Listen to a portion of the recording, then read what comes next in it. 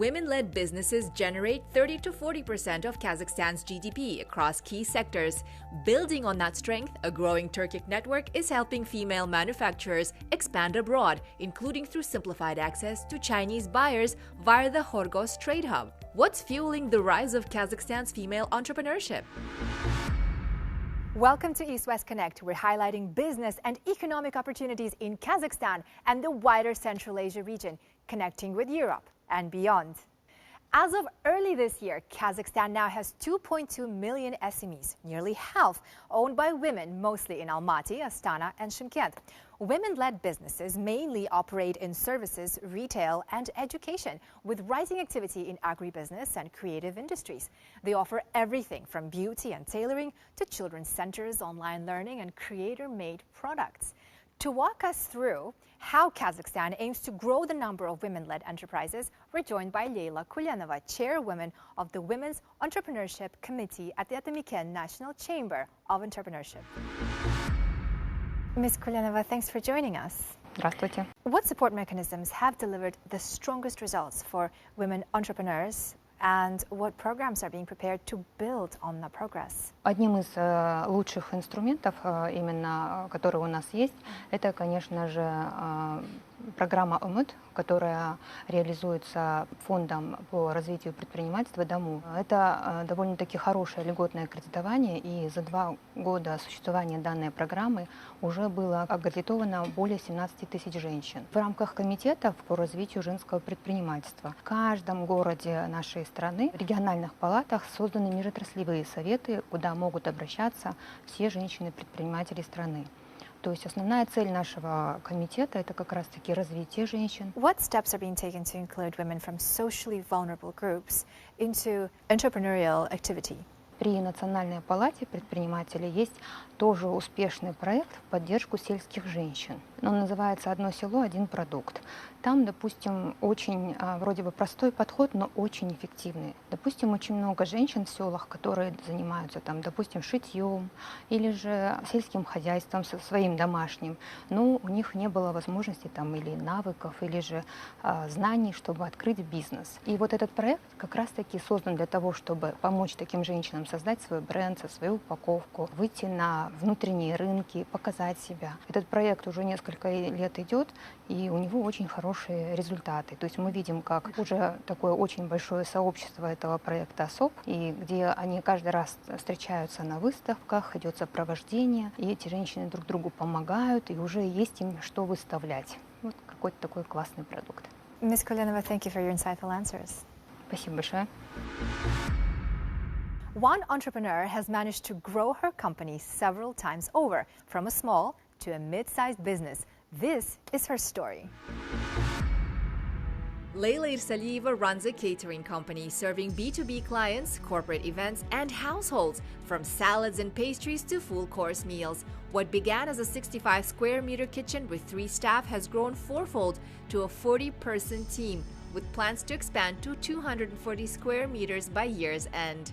У нас берут школы, университеты, эколайф, где беременные женщины эко делают. И поэтому мы сейчас смотрим на то, чтобы разработать вообще более, знаете, под разный возраст, то есть детские сады, школы и университеты. She credits government support and the Joint Women in Business program with the European Bank for Reconstruction and Development for helping her conduct market research. The state-run Damu Fund also provided preferential loans to purchase essential equipment.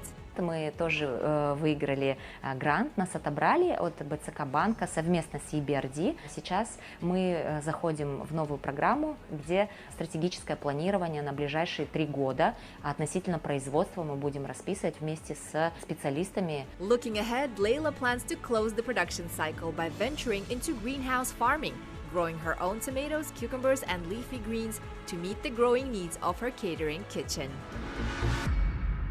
Since 2007, the Damu Entrepreneurship Development Fund has provided about 7.6 billion euro in financial instruments to support women entrepreneurs, backing more than 110,000 projects, nearly 30% of all issued loans.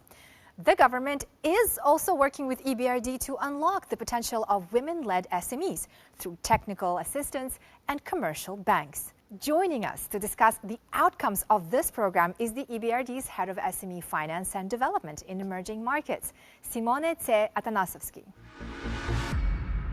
Mrs. Simone C. Atanasovsky, welcome. Thank you so much for the invitation.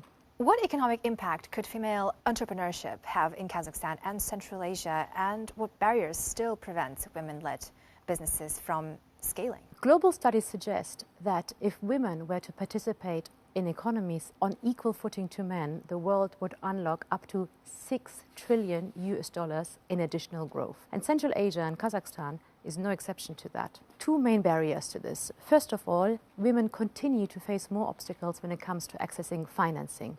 That's due to collateral gaps, due to gender bias in lending, and also because financial products just aren't suitable for the specific needs and profiles of women. And secondly, they don't have the same access to business development opportunities. They have fewer networks, stereotypes and social norms prevent them from operating in higher growth sectors, and also unpaid care duties and responsibilities means that they have fewer flexibility and time to actually invest in their business. Our work here in Kazakhstan is embedded in a global EBRD Women in Business framework, which to date has channeled over €1 billion of investments into female-led enterprises and supported over 250,000 women across 23 countries. And here in Central Asia and Mongolia, the program has so far delivered over $360 million and supported 115,000 women to date. How can strengthening women-led SMEs contribute to regional stability, sustainable growth? We see, based on the Global Women in Business program that we operate, that actually we see very positive repayment behaviors and positive growth in our Women in Business portfolio, and the non-performing loans are actually below the average SME lending rates. In addition, we see globally that companies that are led by or have more female ownership tend to have lower bankruptcy rates, are more responsible in taking risks, and are also a lot more crisis resilient. And beyond that, we know that women are more prone to invest into or reinvest into communities. They're more consciously aware of the environment, and overall, therefore, their contribution has a broader socioeconomic impact, including on sustainability. Mrs. Simone C. Atanasovsky, it was such a pleasure having you. Thank you so much for the invitation. Bye for now, and see you in the next episode of East West Connect.